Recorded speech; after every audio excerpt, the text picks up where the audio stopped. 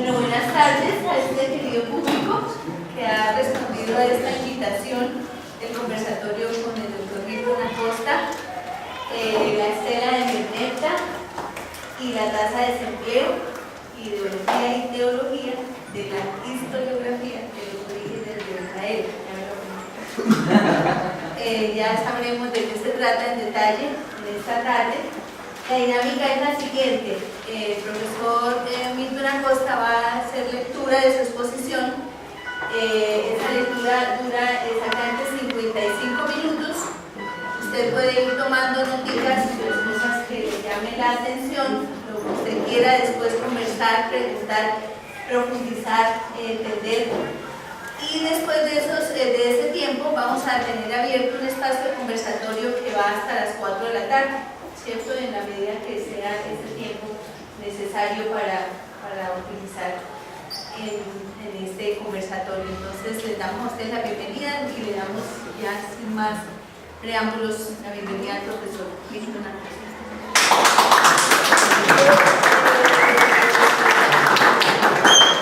Por si acaso apagamos por favor los celulares por si a alguien se le ha olvidado.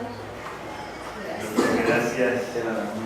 Bueno, yo estoy muy contento de poder estar aquí de pie delante de ustedes, especialmente porque anoche estuve jugando basquetbol y lo que más deseaba cuando terminamos era una incapacidad como de un mes, pero gracias a Dios que pude ponerme de pie esta mañana y estar aquí. Y les agradezco mucho por venir. Este trabajo es parte de una investigación más grande que yo estoy haciendo, que originalmente comenzó como una historia de Israel y ahora se ha convertido en una introducción al Antiguo Testamento. La primera parte de esta investigación era puramente la cuestión historiográfica, de filosofía de la historia, pero como parte del grupo de investigación en el que yo estoy, una de las exigencias es que nosotros tenemos que publicar. Yo no podía dejar este trabajo por perdido, entonces me tocó seguir y estoy tratando de terminar ese artículo que ya se ha anunciado el nombre. Empiezo con un par de citas de dos autores sobre la historia. La historia es memoria. La tarea del historiador honesto debe ser evitar que se convierta en memoria distorsionada. Eso dice Georg Giges. Y otro historiador, Peter Hofer, dice: ya no es claro qué es la historia, ni tampoco cómo encajamos en su explotación los que la escribimos y la enseñamos.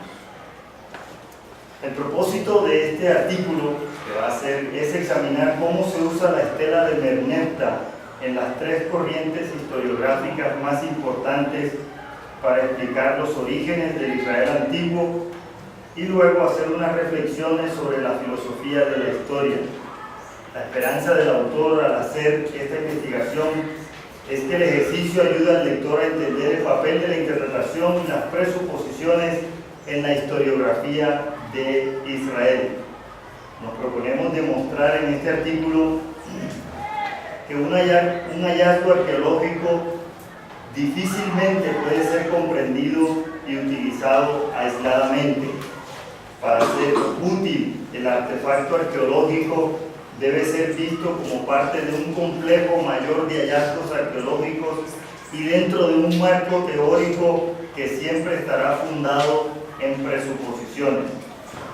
Estos asuntos son particularmente importantes en América Latina, donde los cristianos se debaten entre la perspectiva clásica de la historia que reciben en la Iglesia y las perspectivas críticas que se difunden por muchas fuentes, incluyendo las Biblias de estudio, los cursos de Biblia que se ofrecen por todas partes, la Internet y algunos canales de televisión como la National Geographic Discovery History.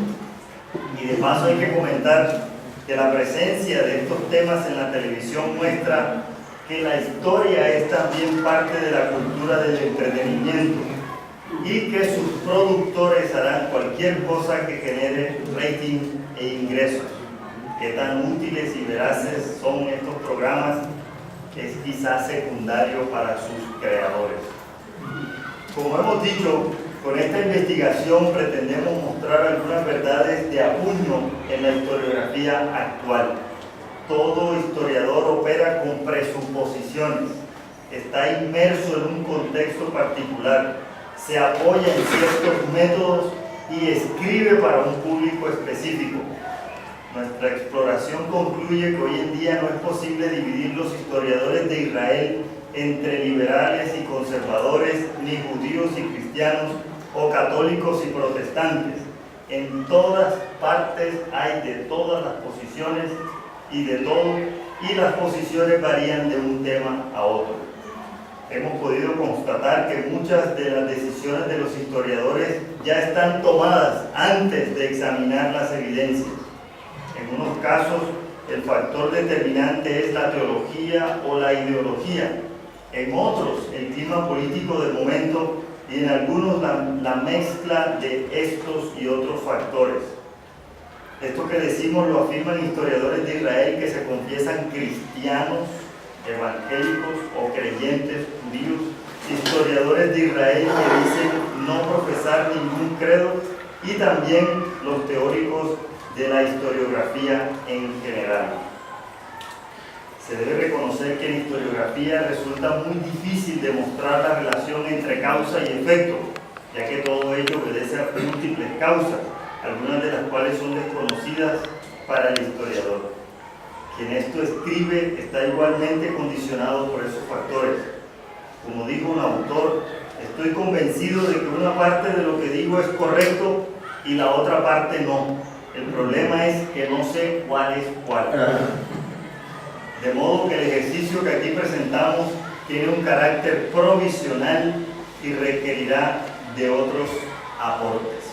Primero, Israel en la estela de Merneptah. Aproximadamente en el año 1208, 1209 a.C., Merneptah, faraón de Egipto, celebra que ha exterminado a Israel. Así, y sin proponérselo, nos dejó la referencia histórica escrita más antigua donde se menciona a Israel como pueblo. Aún si uno cree en la antigüedad de los relatos bíblicos, de todas maneras los textos que tenemos son copias de copias por varios siglos. El escrito de Merneptah aparece en una estela de piedra de la que no hay copia y hoy reposa en el Museo Egipcio de El Cairo.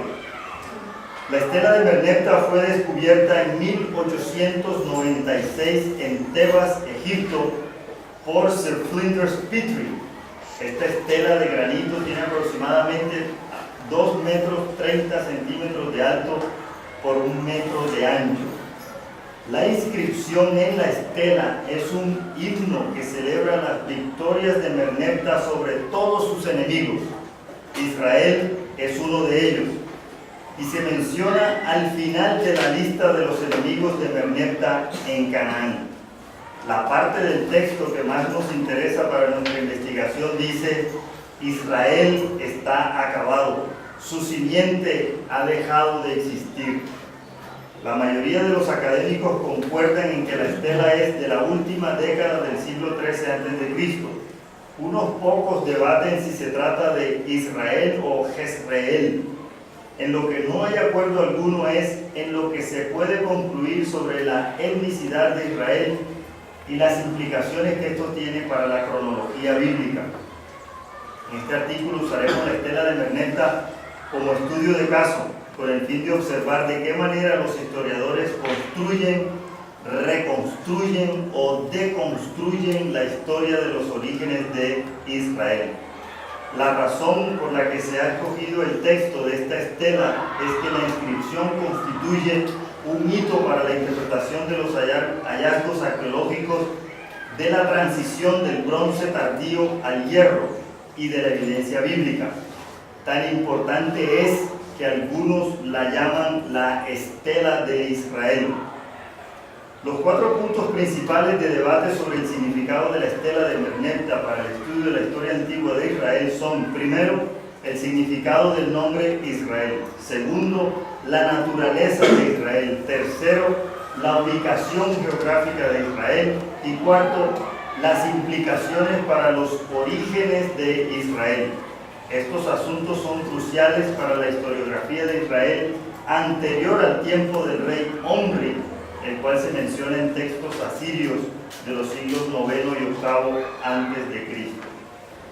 La mayoría de los académicos coinciden en que la lectura correcta de la estela de Merneptah de alguna manera se refiere al mismo Israel mencionado en la Biblia.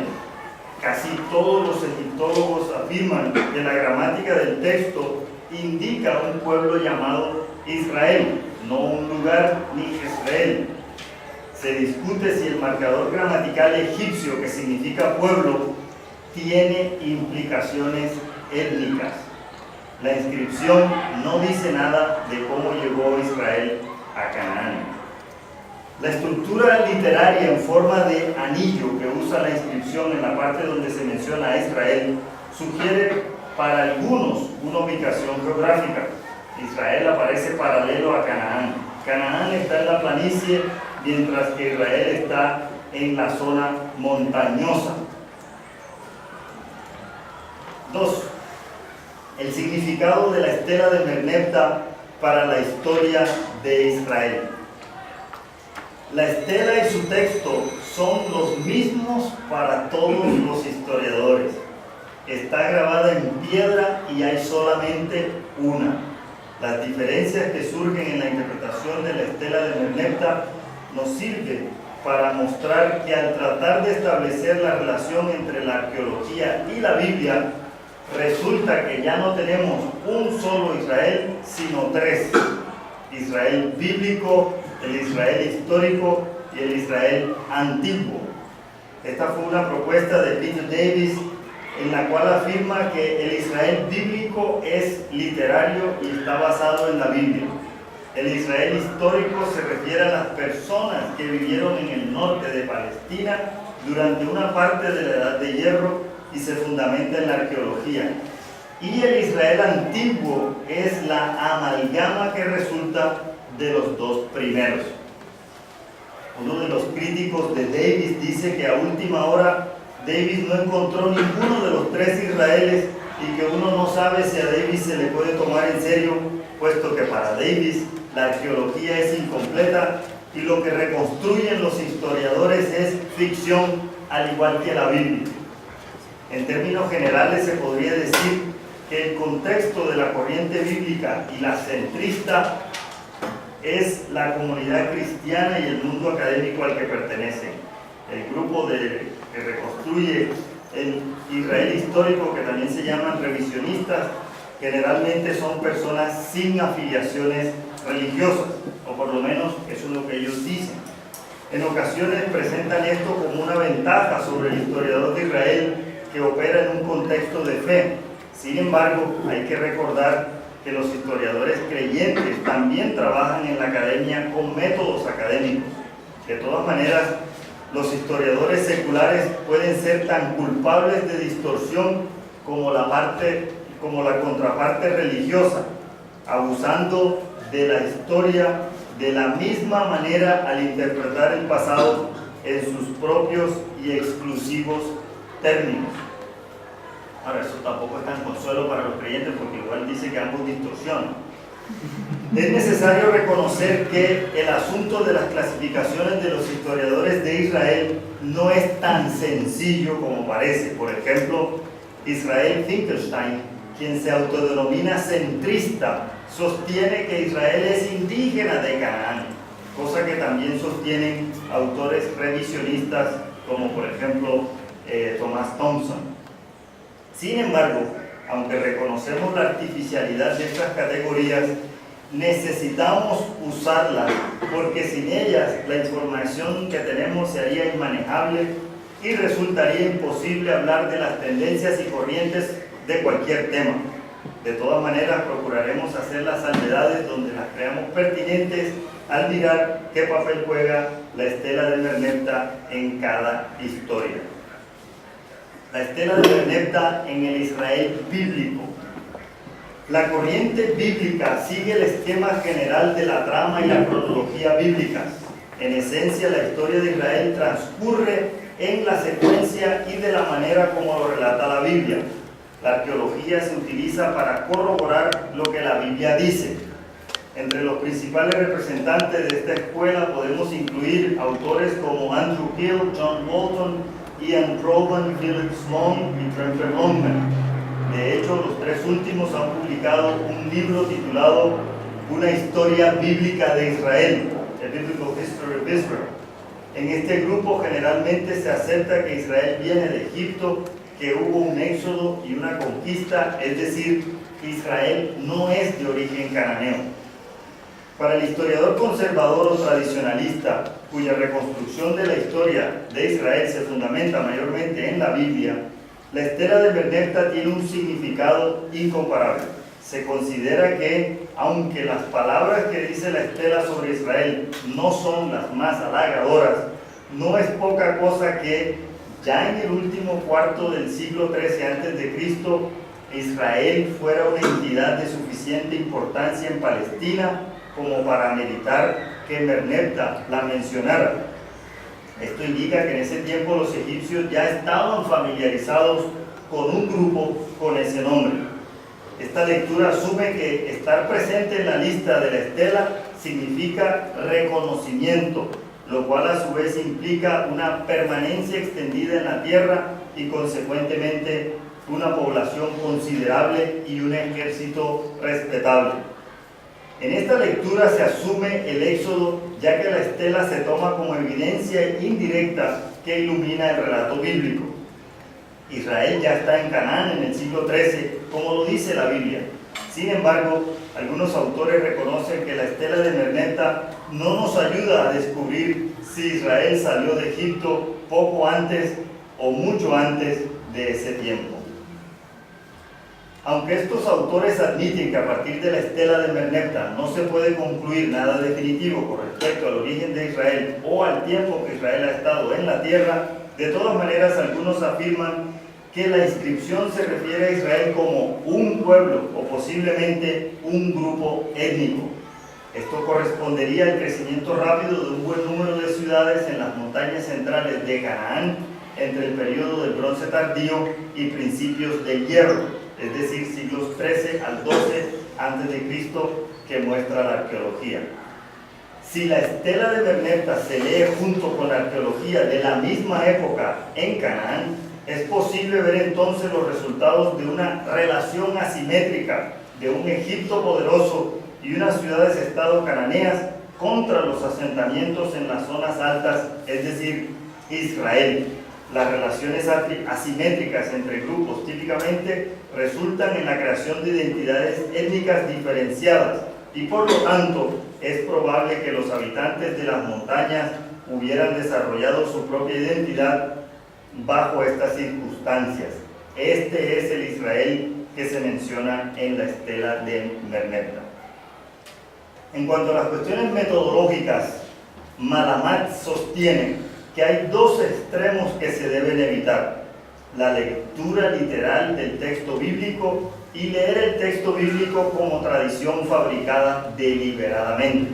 Por lo tanto, no existe fundamento alguno para negar una conexión entre el Israel que menciona Merneptah y el Israel bíblico, salvo que tal conexión es inconveniente para la postura minimalista.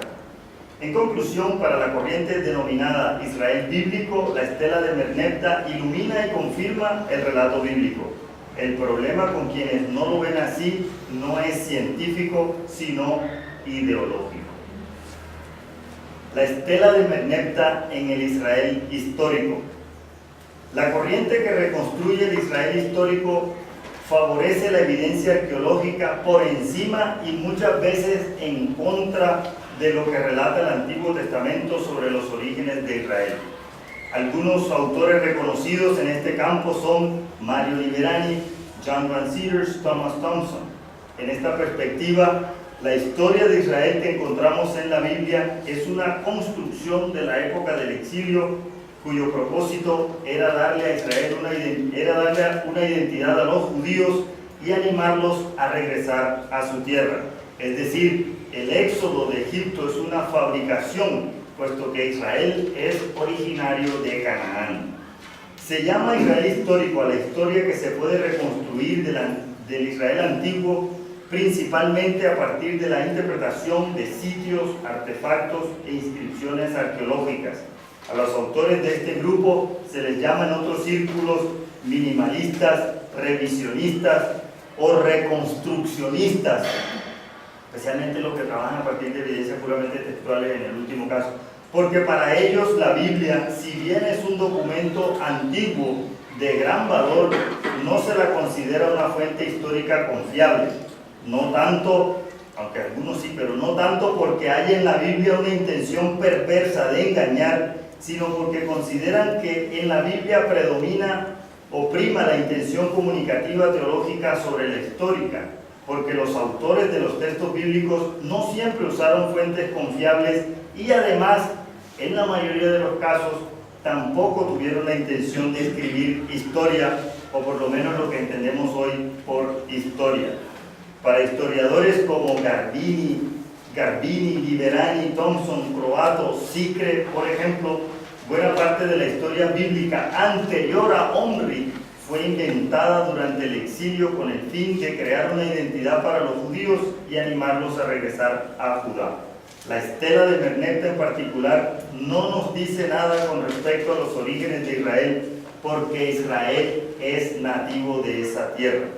Los israelitas no pudieron haber venido de Egipto porque nunca estuvieron allí. Aparte de la información bíblica, no sabemos casi nada sobre la formación del pueblo hebreo. Es claro de todas maneras que el Israel que menciona Merneptah no vino de Egipto, y lo mismo se aplica para las tribus que probablemente hablaban arameo y se asentaron en Palestina y en muchos otros lugares del cercano oriente a partir del siglo XI a.C. Israel también es cananeo. De hecho, los únicos habitantes de Canaán que podrían afirmar que vinieron de Egipto son los filisteos, los cuales habían peleado contra los egipcios en Egipto. Por eso, Thompson, siguiendo a Armstrong y a Lemke, dice que la estela de Merneptah muestra la naturaleza indígena, no étnica, de Israel en sus orígenes. Para algunos, el Israel de la estela de Merneptah es un grupo tribal no sedentario de personas. Thompson, por ejemplo, afirma que Israel hasta podría referirse a una región en contraposición al nombre claramente geográfico de Canaán. Pero Thompson también dice en el mismo libro que este himno de victoria egipcio se refiere a Israel como un pueblo que es derrotado por Merneptah. Sin embargo, grupo humano no significa grupo étnico. Identificar el Israel de la estela de Merneptah como un grupo étnico específico, como lo hacen Deaver, Kitchen, Provan, Vinson y Faust, es imponer una perspectiva europea moderna de la etnicidad que no le encaja al Israel antiguo. El Israel de la Biblia no es la Europa del siglo XIX, cuando y donde emergió y triunfó la nación-estado, en las cuales las naciones-estado se concebían como entidades homogéneas en lo étnico y en lo lingüístico. El Israel de la Biblia tiene muchas caras, pero la etnicidad no es una gran preocupación o se entiende de manera diferente. En el punto más extremo de este grupo se encuentran los autores que no están seguros de que la estela siquiera mencione a Israel. Podría ser también Jezreel. Lo único que sabemos es que esta gente, Israel o Jezreel, existía en algún lugar de la antigua Palestina en los tiempos de la campaña de Merneptah en la última década del bronce tardío. También pudo haber sido un error del escriba o solamente un procedimiento estilístico para balancear la ecuación literaria. Pero aún si se tratara de Israel, el hecho de que lo mencione la estela no significa que sea un enemigo digno. Aquí vale la pena citar extensamente el argumento de Diana Edelman.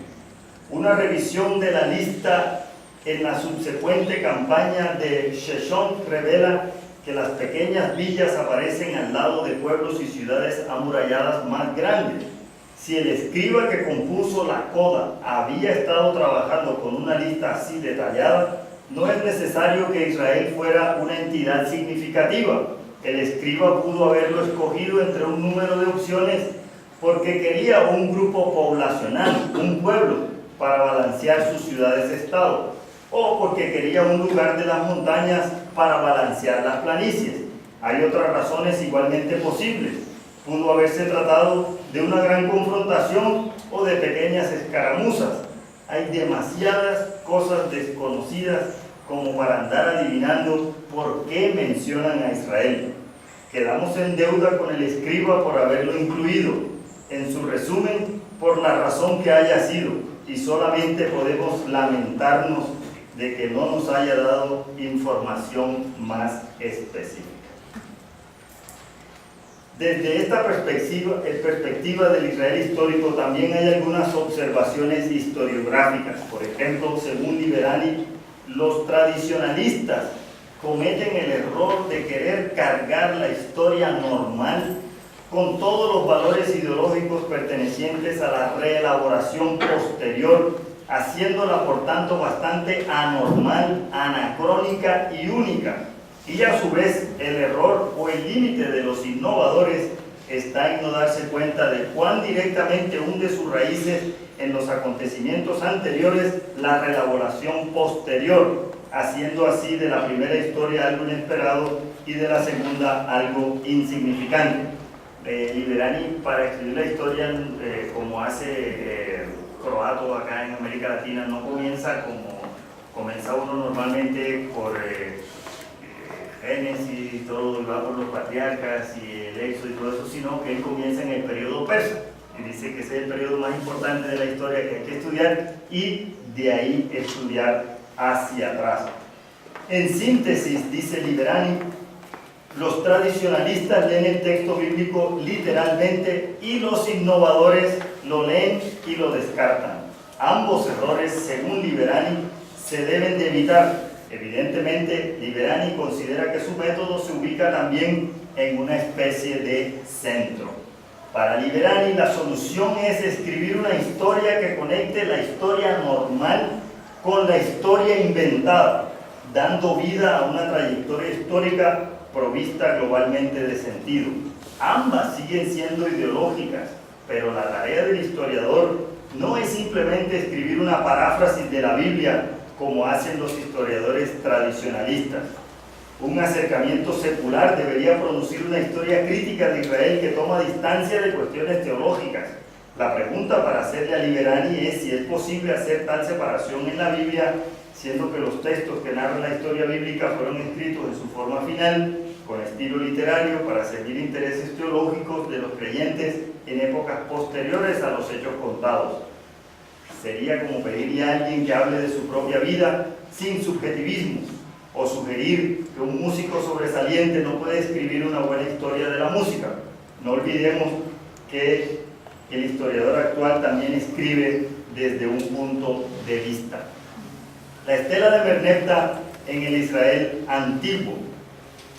Los historiadores de Israel se ubican en el centro cuando aceptan la Biblia como una fuente histórica confiable y al mismo tiempo aceptan tres cosas con respecto a la Biblia: que hay trabajo editorial, que hay acreción de los textos y que hay representación histórica por motivos literarios, retóricos y de contextualización. Se entiende por Israel antiguo la reconstrucción histórica que resulta de una interpretación dialógica del texto bíblico con la arqueología en general y los textos del Medio Oriente antiguo. La historiografía del Israel antiguo pone a dialogar el relato bíblico con la evidencia arqueológica con el fin de construir un cuadro lo más completo posible de la historia de Israel. Opera a partir de diversas presuposiciones con respecto al Antiguo Testamento. Uno, que sí tiene un interés en la historia y la cronología, pero dos, se compone de creaciones literarias donde en ocasiones prima lo temático y lo teológico. Es decir, aunque el texto bíblico tiene un gran valor para reconstruir la historia de Israel, se acepta que los textos hacen una representación de la realidad con fines didácticos. Reconoce además que al igual que los textos, todo artefacto arqueológico también debe interpretarse, pero el cuadro que resulta al final tampoco es completo y requiere de los textos antiguos, incluyendo la Biblia. En esta corriente se acepta el Éxodo, pero eso no quiere decir que todos los que se constituyeron como Israel vinieron de Egipto. Esta es la corriente con el mayor número de representantes en el momento y en mayor crecimiento. Podemos incluir aquí a Hassel, Hallow, Mazar, Van Beckum, Younger. Algunos de ellos se refieren a su acercamiento historiográfico como el método contextual. La mayor dificultad en la conformación de este último grupo es que algunos autores que se acusan mutuamente de minimalistas o maximalistas profesan estar en el centro de los debates. Por lo tanto, esta es una categoría con un marco bastante difuso. Para Hassel, por ejemplo, la estela indica que Israel es una entidad socioétnica lo suficientemente significativa para aparecer en una lista con ciudades amuralladas importantes como Ashkelon y Gezer, al igual que la ciudad norteña de Yenoam. Sin embargo, la gramática egipcia no dice nada con respecto a si esta gente vive en asentamientos o si son seminómadas. Se ha sugerido que la referencia a Israel como simiente podría indicar que Israel vivía de la agricultura en esta tierra y disfrutaba de un estilo de vida sedentario hacia el 1209 a.C. Esto implica que Israel no estaba ligado a un sistema ciudad-estado. Algunos autores de este grupo llaman al Israel de este tiempo proto-Israel, como William Deaver, por ejemplo, porque todavía no se ha constituido como un estado. Pero el determinativo gramatical egipcio en la estela no significa que Israel sea realmente representado como un pueblo socioétnico, el cual sería igualitario o nómada, ya que en la práctica de los escribas egipcios el uso del determinativo distintivo para describir a los enemigos es con frecuencia completamente arbitrario. La simiente se refiere a una destrucción de la agricultura.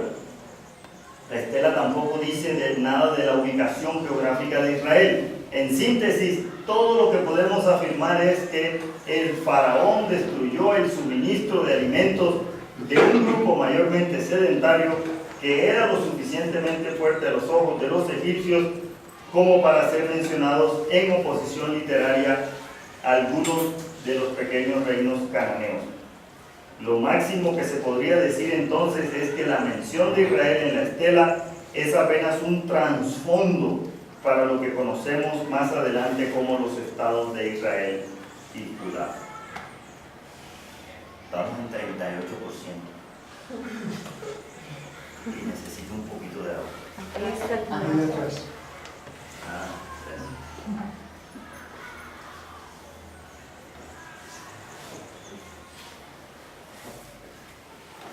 Algunas reflexiones sobre historiografía, ideología y teología. El 62% que falta incluye la bibliografía, así que no la voy a leer. Algunas reflexiones sobre historiografía, ideología y teología. Primero, la estela de Merneptah es para todos los historiadores el dato correcto, the right fact, para incluir en una historia de Israel. Pero las historias de Israel que se producen demuestran que existe más de un estándar correcto, right standard, para su interpretación. Por lo tanto, los tres Israeles han llegado para quedarse. En las tradiciones cristianas y judías, la aparición de Israel en Canaán históricamente se ha entendido como la explica el libro de Josué, por vía de una conquista. Aunque el mismo libro de Josué y luego Jueces muestran que esto no fue un proceso corto ni fácil, en el imaginario colectivo se ha entendido así, que fue una entrada contundente y un asentamiento rápido.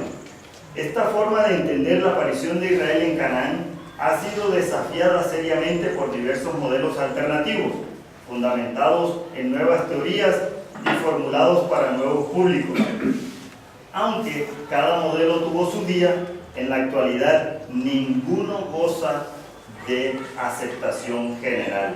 Es decir, estamos muy lejos de un consenso para la historiografía de los orígenes de Israel y su aparición en Canaán. Decir que Israel es originario de Canaán podría tener implicaciones para el contexto político actual. Siendo así, los israelíes tendrían más derecho a ocupar la tierra que cualquiera que haya venido de afuera, es decir, los palestinos. Decir que Dios nos dio la tierra porque así lo dice la Biblia tendría un valor religioso, pero no político ni histórico. La idea de un Israel indígena de Canaán es políticamente atractiva, pero demerita completamente una de las tradiciones más persistentes en la Biblia, el Éxodo. Además, le quita a los palestinos toda posibilidad de constituirse como nación con territorio, argumentando que ellos fueron los que vinieron de afuera. De todas formas, quienes afirman que Israel es un pueblo cananeo sostienen que sus conclusiones son producto de la ciencia arqueológica. Para ellos es histórico solamente lo que se puede confirmar con la arqueología. Todo lo demás es ficción. Las motivaciones políticas son difíciles de evaluar en este caso, pero podemos afirmar que se necesita un cierto clima cultural y político para que ciertas ideas se produzcan y luego se acepten. 2. Este problema de qué significa la estela de Merneptah para explicar los orígenes de Israel no tiene solución. Aun si decimos que hay unas interpretaciones mejores que otras, todavía queda la pregunta, ¿mejores para quién y según qué criterios? Los arqueólogos tienen que interpretar y escoger un vehículo para transmitir los resultados obtenidos. Y puede resultar engañoso cuando estos resultados se presentan como relato histórico, porque dan la impresión de ser definitivos y comprensivos, cuando en realidad están basados en probabilidades complejas. Entonces, no tenemos que estar de acuerdo, no es necesario reconciliar y tampoco tenemos que atacar. La labor del historiador es presentar su versión de la historia de la mejor manera que pueda, pero con honestidad. Existe el punto de vista y existe también el prejuicio. Para escribir historia se requiere algo de imaginación, especialmente para la antigua, porque existen muchas lagunas, algunas de ellas inmensas. La pregunta es si hay lugar para la imaginación, si esta imaginación es temperada por el análisis racional o si dejamos que se convierta en ficción. La historiografía, como se ve, es una empresa contextual. Por lo tanto, una mirada al contexto intelectual de los historiadores puede ser útil para entender la historia de la historiografía de los orígenes de Israel. Este es un procedimiento normal en el estudio de textos antiguos, incluyendo la Biblia. Sin embargo, los historiadores no siempre lo reconocen. Es raro encontrar un historiador o historiadora que despliegue la filosofía con la que escribe historia. Resulta peor cuando algún autor parece asumir que escribe sin ningún punto de vista. La realidad es que todos, incluyendo este autor, escribe desde una postura y para alguien, no importa lo que escribamos. La única pregunta es si reconocemos ese punto de vista o no y si hemos tomado las decisiones conscientemente. El resultado será una variedad de narrativas, cada una con validez en sus propios méritos. Sin embargo, todas inevitablemente serán incompletas. Y mientras que la explicación individual inevitablemente sigue siendo defectuosa, por lo menos puede contribuir a favor de, antes que en contra de, la competencia hacia una mejor comprensión del todo. Así que se necesita algo de transigencia, una transigencia entre los que siguen manteniendo una perspectiva empírica ingenua de la historia como un registro del pasado, como ocurrió, y los que llevan los argumentos escépticos postmodernos hasta el final y concluyen que la historia del pasado puede ser o hasta debe ser construida simplemente como nosotros queramos. Los historiadores trabajan con métodos, tienen que escoger temas, orientación y público, dependiendo de su formación académica y de preocupaciones existenciales que van más allá del interés anticuario o la curiosidad académica. La historia tiene que ver con épocas, se ve a través de ciertos lentes y se dirige a un público. Así fue con los textos bíblicos y así sigue siendo hoy. Tercero, la arqueología es como la tasa de desempleo de un país.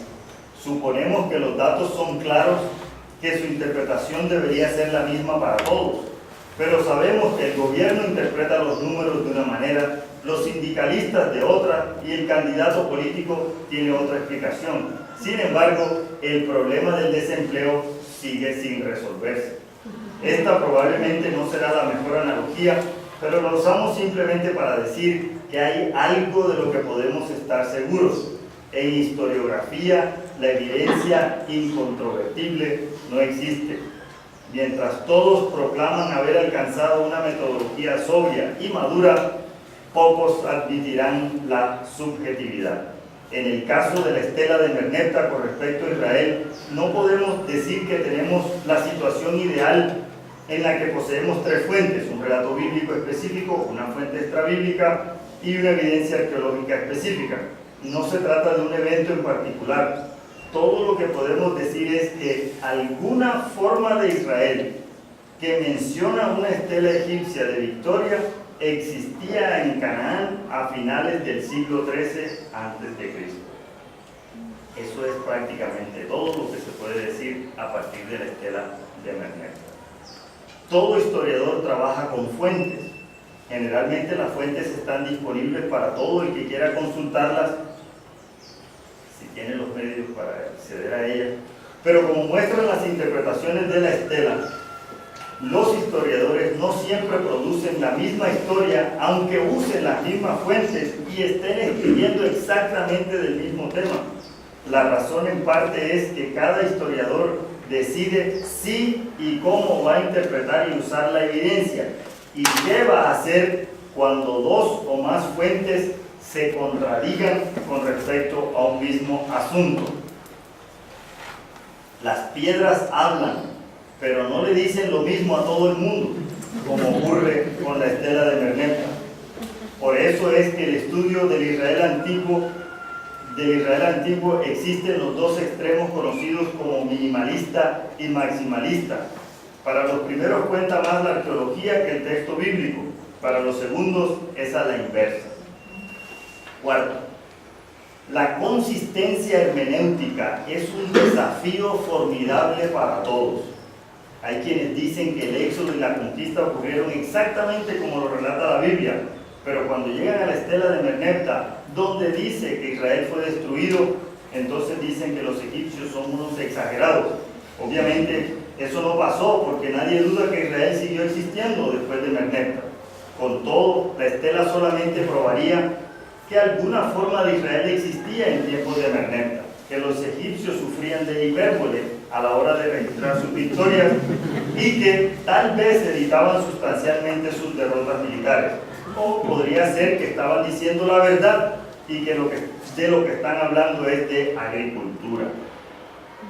Por otra parte, si decimos que los escribas de Merneptah exageraban, ¿estaríamos dispuestos a aceptar que un recurso literario así también podría estar presente en la Biblia?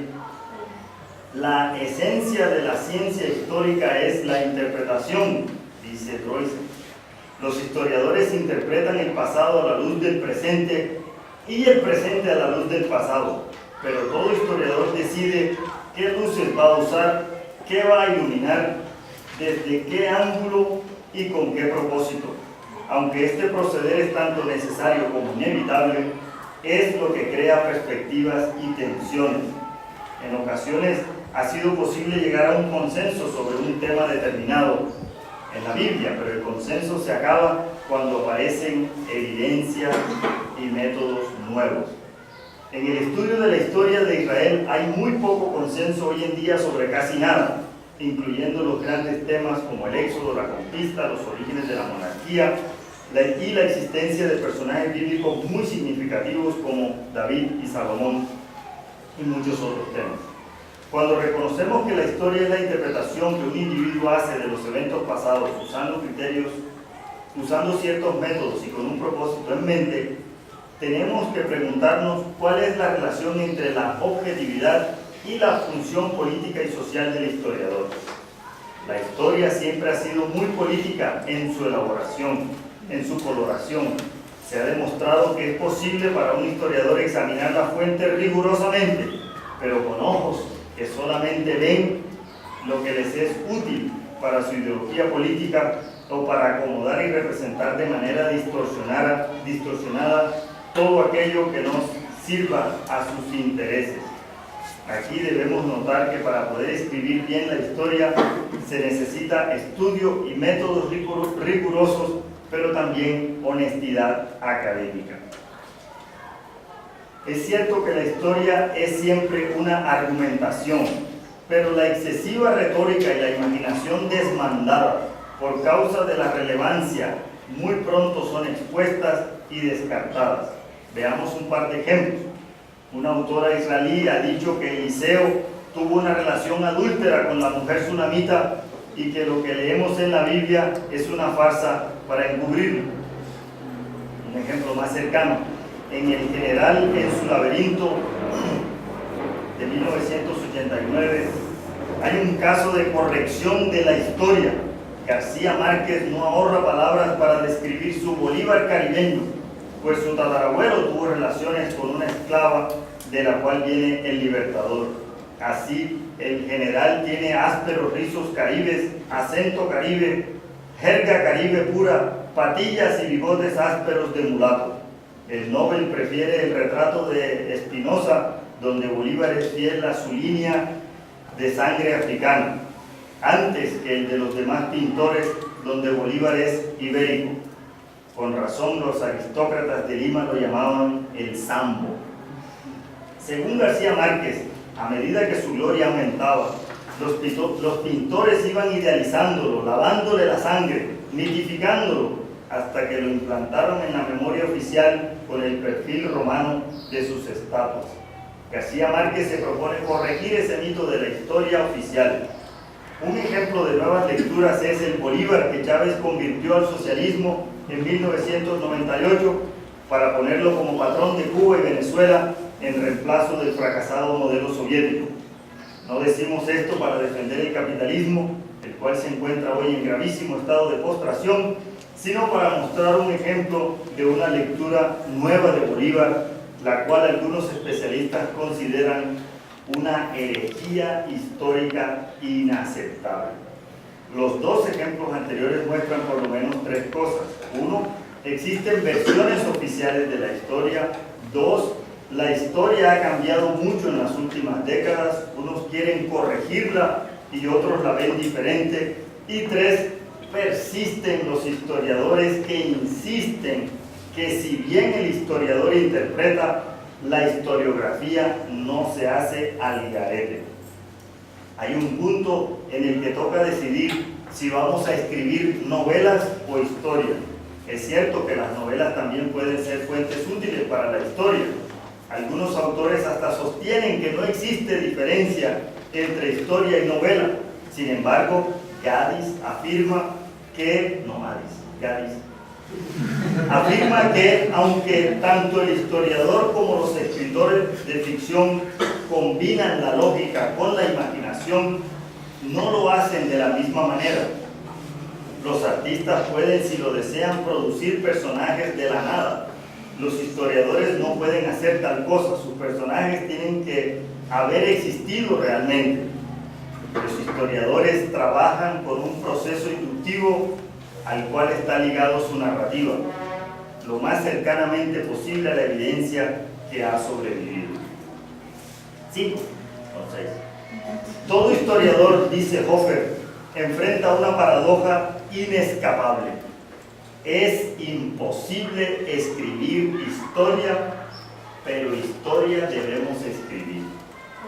Hay un sentido en el que escribir historia es una tarea imposible. Pero qué tan posible o imposible piense un autor que sea escribir historia estará determinado por qué tan moderno o posmoderno es. La idea de la imposibilidad depende de la epistemología con la que uno trabaja. Si la única epistemología aceptable es la que produce un conocimiento completo y exacto de todo en el pasado, entonces no sabemos nada de nada, ni siquiera de nosotros mismos. Pero esto no tiene sentido, porque los seres humanos no conocemos las cosas de esa manera. Sabemos que somos finitos, limitados y con la capacidad de distorsionar las cosas. Por lo tanto, el conocimiento humano es siempre aproximado. Sin embargo, es conocimiento suficiente. Eso dicen los nuevos realistas. Por estas dos razones es que la historia siempre se tiene que volver a escribir. Los seres humanos conocemos por aproximación, guiados por evidencias tanto directas como circunstanciales. Un ejemplo de esta actitud con respecto a la epistemología aplicada a la historia de Israel es el libro de Hofmaier, James Hofmaier, sobre el Éxodo, donde el autor, siendo un escritor evangélico conservador, dice que en cuanto al Éxodo, lo máximo que podemos hablar es de plausibilidad, porque el autor reconoce que no tenemos evidencia directa que pruebe que hubo un éxodo, pero sí cree que existe suficiente evidencia circunstancial para creer que lo hubo. Pero, como muestra la recepción del libro de Hofmaier, lo que es suficiente para un historiador no lo es para otro. Y esto es lo que produce los debates interminables. Por lo que hemos dicho hasta el momento, es necesario considerar 3 precauciones que deben tener en cuenta tanto los historiadores que leen la Biblia como texto sagrado, al igual que quienes la leen de alguna otra manera. A. El historiador creyente puede ser seducido por su objeto de estudio a tal extremo que ya no le es posible llegar a sus propias conclusiones. B. Es demasiado fácil encontrar lo que uno está buscando cuando ya ha decidido de antemano qué es. Y C. Debemos ser críticos, pero también necesitamos ser realistas, como varios autores han sugerido recientemente. Y por último, 6. Sea que el historiador tenga conciencia de ello o no, toda historia que se escribe tiene un mensaje político implícito o explícito que sirve a ciertos ideales. Esto no es ni bueno ni malo, simplemente una realidad insoslayable. Escribir historia, incluyendo la historia de Israel, es más que recoger datos. Se trata de interpretar el pasado para el presente con el fin de influir en el futuro. En este sentido, la historia escrita es una especie de midrash que se propone responder a las demandas del auditorio, que puede ser académico o religioso. No es necesario irse hasta el extremo de reducir todo a la política, el dinero o el sexo, pero la tarea no se puede hacer pretendiendo que la política y el poder no juegan un papel muy importante en cómo se ha registrado el pasado, incluyendo los relatos contenidos en la Biblia. Finalmente, una cita que se aplica al historiador que escribe desde la fe, al que escribe desde la fe y la academia, y al que escribe desde la academia y alguna ideología, y al que busca rating en un programa de televisión. Lo que vemos está determinado no solamente por lo que está allá afuera en el mundo externo, sino también por la forma como nosotros respondemos a eso personalmente. Y eso a su vez depende de lo que somos, lo que hemos experimentado y las expectativas que tenemos. De modo que nuestro aporte es una parte indisoluble del proceso total de la percepción. Algo similar ocurre con nuestra forma de tratar el pasado. La manera como vemos el pasado, los hechos que seleccionamos como significativos, la manera como los interpretamos y lo convertimos en una composición coherente, estos procedimientos históricos se derivan del carácter personal del mismo historiador en particular.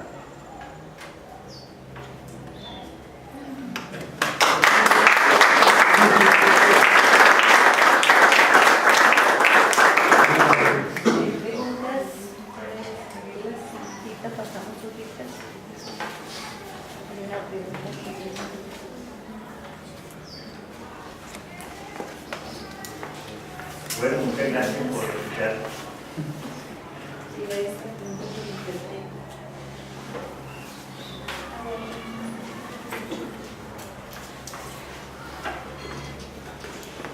Bueno, aquí nos hacen una pregunta.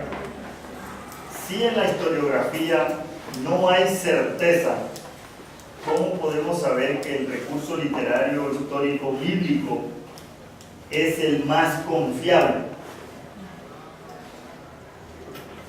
Esta es una pregunta realmente común.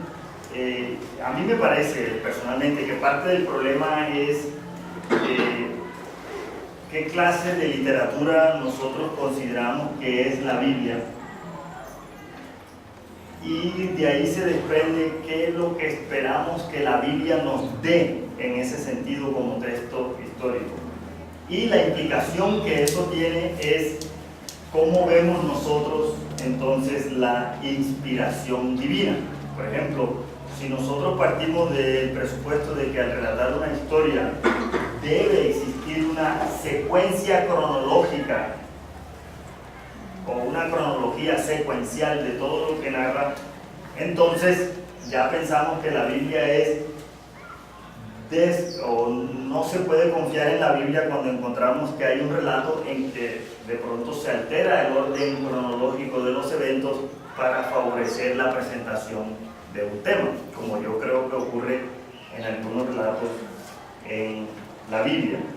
Entonces, para mí personalmente, la Biblia es un texto confiable, simplemente que hay que escuchar las diferentes voces que existen y aprender. Yo les digo, vamos a poner el caso, el ejemplo de Hofmaier que citábamos hace un rato.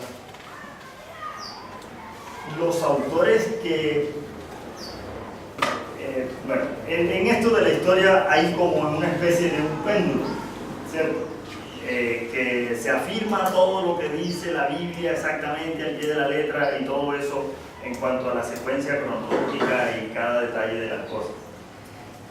Y de ahí se va al otro lado entonces en la historia de que no se puede creer nada de lo que dice allí porque esto es una composición literaria, no sé qué, no sé cuándo, entonces ya no podemos confiar nada en la Biblia. Tenemos una idea, por ejemplo, del caso del Éxodo y de que todos estos que salieron fueron los que conformaron Israel, pero la crítica que se ha hecho con respecto a esa forma de leer la Biblia le ha servido a los mismos cristianos evangélicos para corregir la lectura de la Biblia. Por ejemplo, uno dice el Éxodo eran los hebreos que construyeron Israel, pero cuando uno lee el Éxodo en la Biblia dice que junto con Israel salió otra cantidad de gente, de pueblos, con ellos. Entonces eso desbarata la idea que a veces tiene la gente de esa pureza étnica de Israel y que tiene no sé qué gen, no sé dónde. ¿Me entienden? La misma crítica ayuda a la lectura de la misma Biblia. Y luego los relatos que encontramos en Josué de la inclusión de otras personas, ¿cierto? Rahab y su familia, los gabonitas, todo eso es inclusión de otros pueblos que en realidad nos ayuda también en la teología, porque eso lo muestra la Biblia como cumplimiento de la promesa que Dios le dio a Abraham. Entonces yo creo que estas posturas, aunque nosotros no estemos de acuerdo con ellas, en últimas nos ayudan a leer mejor la Biblia, porque tal vez corrigen algunas posturas extremas que en realidad en la Biblia no aparecen. No sé si contesto la pregunta, y menos mal que la preguntó ya no puede decir nada.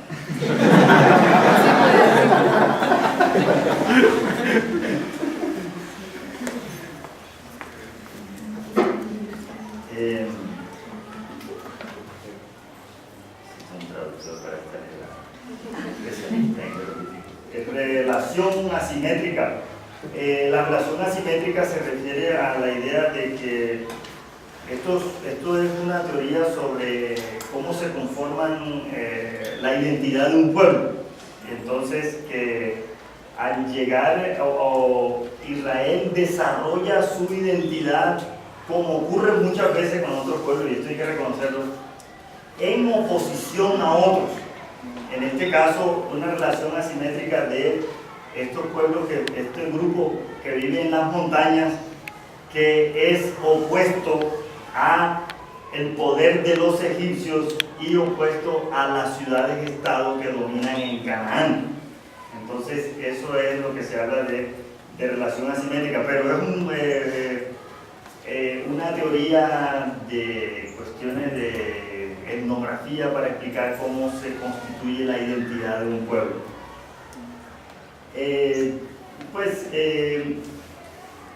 Empiristas ingenuos, positivistas ingenuos.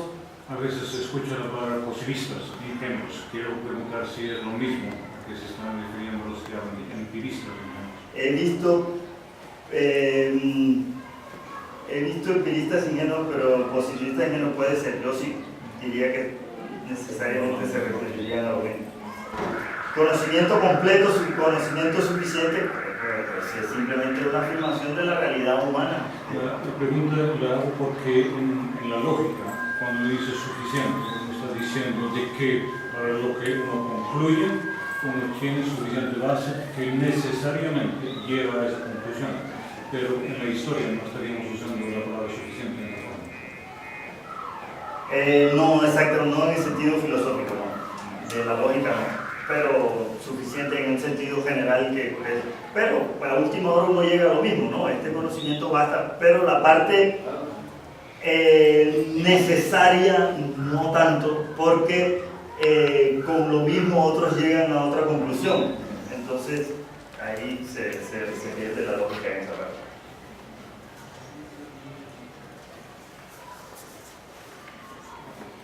¿No has encontrado una buena traducción en español para plausibilidad? Creo que se acepta plausibilidad, ¿no? Sí. No estoy seguro. ¿Sí? ¿Y se sabe de qué se está hablando? No, pero hay que aprender. Yo no estoy seguro que está registrada en el... Yo creo que sí. ¿Sí? Me parece que la busqué una vez. Recientemente. Plausibilidad. Plausibilidad. Sí, yo creo que en el último ya se Vale la pena establecerlo porque porque es muy plausible importante. se usa hace mucho tiempo. Porque es muy útil. Sí, claro, sin duda. Quiere decir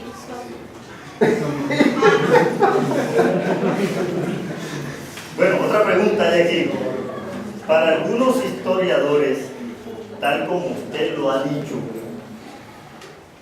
la arqueología es fundamental para otorgarle veracidad a un hecho histórico. ¿Cómo se puede argumentar entonces desde una perspectiva historiográfica que la arqueología no es del todo insoslayable? ¿Se debería confirmar o afirmar desafortunadamente que el debate no puede ser totalmente conciliable? Pues lo que yo encuentro es que, y esto como yo afirmo aquí, lo dicen historiadores cristianos, evangélicos, historiadores creyentes, judíos, historiadores de Israel que operan con otros presupuestos y también historiadores seculares que hablan de la teoría historiográfica en general, que hay que ver esto como una conversación, no como una pelea, que es a veces como se ve. Una vez en una clase un profesor nos puso a seguir un debate en la literatura académica sobre un tema de historiografía y había que ver cómo estos tipos se insultaban, pero de esos insultos académicos diplomáticos. Si fulanito de tal leyera ugarítico, se hubiera dado cuenta Y el otro le responde, lo que pasa es que cuando uno ve las cosas desde la perspectiva de la fe, está ciego a la objetividad, y así era toda la cuestión. Entonces, yo pienso que aún si la conversación es amable, no hay forma de reconciliar las cosas. ¿Por qué? Porque es que parte del problema, como decíamos, es que hay unas lagunas inmensas y nosotros tenemos que reconocer de datos históricos que realmente faltan. Por ejemplo, ahora, el problema es que, y esto lo dicen más que todo historiadores cristianos o judíos creyentes, que dicen que estas cosas que muchas cosas se pueden sostener como que no existen, con el argumento este de que ausencia de evidencia es evidencia de ausencia, ¿cierto? Se puede mantener mientras no se descubra algo. Es decir, por ejemplo, el caso de David. Gente que negaba totalmente la existencia. David no existió, un personaje ficticio, hasta que se descubren 2 inscripciones. Ahora hay que reconocer que son bien pequeñitas, pero mencionan a David. Mencionan a David como rey de Israel, con la clásica terminología, en este caso unas inscripciones arameas, la casa de David, para decir el reino de David, lo mismo que mencionan a Omri. Pero fíjense ustedes, tenemos el problema de que en la documentación extrabíblica de algunos personajes bíblicos es más famoso Omri que David, y en la Biblia el famoso es de David, y de Salomón, por ejemplo, cero pollito. No hay Salomón fuera de la Biblia. No, hablaría de que entonces, ¿qué se hace con no hay un Salomón? Bueno, hay evidencia indirecta. La Biblia dice que Salomón construyó, reconstruyó tales ciudades, que le puso murallas, que hizo tales puertas y no sé qué, no sé cuándo.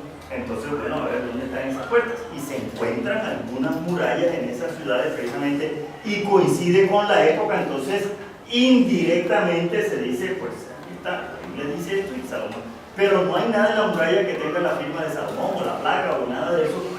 Sí, esa es la forma como se construye la evidencia indirecta. Por eso a mí me pareció bastante optimista tu afirmación de que estamos lejos del consenso.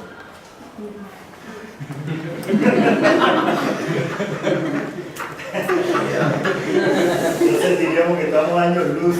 No, a menos que creamos en la eternidad. Después me explica qué es lo que quiere. Esa es pelea de plumal. La historia es política. El historiador debe narrar con honestidad académica, que puede profundizar a qué se refiere con honestidad académica. Pues yo creo que el ejemplo que poníamos hace un momento, que aunque nosotros afirmamos como cristianos, como creyentes, de que, hombre, si la Biblia dice que hubo un éxodo, es porque hubo un éxodo. Si dice que hubo un rey famoso que se llamaba Salomón, es porque hubo un rey que se llamaba Salomón. Pero no tenemos muchos datos, hay muchas cosas que faltan, y por eso esta palabrita que preguntaban de plausibilidad, por eso autores dicen, les pongo otra vez un ejemplo del mismo Hofmaier. Hay un libro que se llama Israel en Egipto, que no hay mención de hebreos en Egipto, pero hay mención de semitas, ¿cierto? Que eran la mano de obra barata para los egipcios. Entonces, semitas occidentales, uno dice, pues ahí estuvieron los hebreos como parte de ese grupo. Pero honestidad académica es que tenemos que reconocer que no se mencionan en los textos egipcios expresamente como el grupo de hebreos y todo lo demás. Ahora, hay un dato por ahí que a veces algunos historiadores se atreven a sacar, otros no. Y a mí me sorprendió encontrarlo en un libro reciente de Gregorio del Olmo que se llama Origen y Persistencia del Judaísmo, donde él habla de un texto egipcio donde se menciona a un tipo insurgente que tiene un grupo de seguidores que el tipo se llama Bella con Y, y buena parte de la descripción corresponde a Moisés. Y él simplemente pregunta, ¿y no será este Moisés? ¿Por qué tenía ese nombre y todo lo demás? Ahora, pero honestidad académica es que pues no podemos decir ese era, porque a veces uno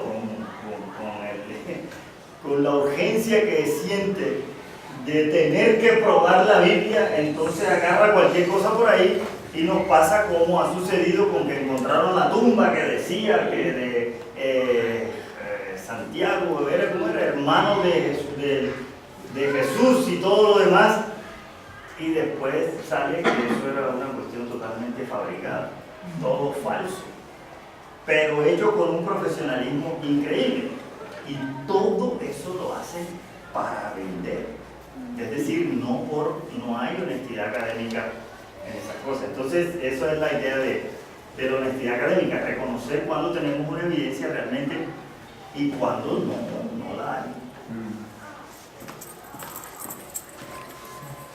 Listo, bueno, terminamos más temprano de lo que habíamos planeado. Les agradezco mucho por sus preguntas, por asistir, y si tienen alguna cosa más que les gustaría comentarme con respecto a este trabajo, yo se los agradezco para hacerlo mejor. Muchas gracias y hasta la próxima.